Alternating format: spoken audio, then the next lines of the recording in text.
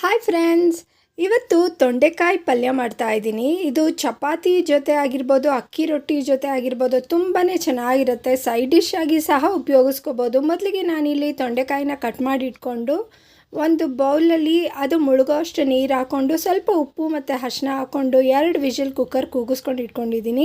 ಬೆಂದಿದ್ದಾಗಿದೆ. ಈಗ ಮಿಕ್ಸಿ ಜಾರ್ಗೆ ಒಂದು ಅರ್ಧ ಕಪ್ನಷ್ಟು ಹಸಿ ಕಾಯಿ, ಒಣಮೆಣ್ಸಿನ್ಕಾಯಿ, ಬೆಳ್ಳುಳ್ಳಿ, ಹಾಗೆ ಹುರ್ಗಡ್ಲೆ ಹಾಕೋದು ಮರ್ತೋಗಿದ್ದೆ.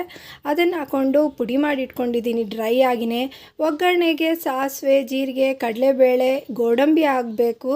ತುಂಬಾ ರುಚಿಯಾಗಿರುತ್ತೆ. ಸ್ವಲ್ಪ ಕರ್ಬೇವಿನ ಸೊಪ್ಪು ಹಾಗೆ ಬೇಯಿಸಿಟ್ಕೊಂಡಿರೋ ಅಂಥ ತೊಂಡೆಕಾಯಿನ ಹಾಕ್ಕೊಂಡು ಮಿಕ್ಸಿ ಜಾರ್ನಲ್ಲಿರೋ ಅಂಥ ಪುಡಿ ಮಾಡ್ಕೊಂಡಿರೋ ಅಂಥ ಮಸಾಲೆನ ಹಾಕ್ಕೊಂಡು ಸ್ವಲ್ಪ ಉಪ್ಪು ನೋಡ್ಕೊಂಡು ಹಾಕ್ಕೊಳ್ಳಿ. ಮುಂಚೆನೇ ಉಪ್ಪು ಹಾಕಿರ್ತೀವಲ್ಲ, ಅದಕ್ಕಾಗಿ ಮಿಕ್ಸ್ ಮಾಡಿಕೊಂಡು ಫ್ರೆಶ್ ಆಗಿರೋ ಅಂಥ ಕೊತ್ತಂಬರಿ ಸೊಪ್ಪು ಹಾಕ್ಕೊಂಡು ಮಿಕ್ಸ್ ಮಾಡಿಕೊಂಡ್ರೆ ತೊಂಡೆಕಾಯಿ ಪಲ್ಯ ರೆಡಿ. Thank you for watching. Bye.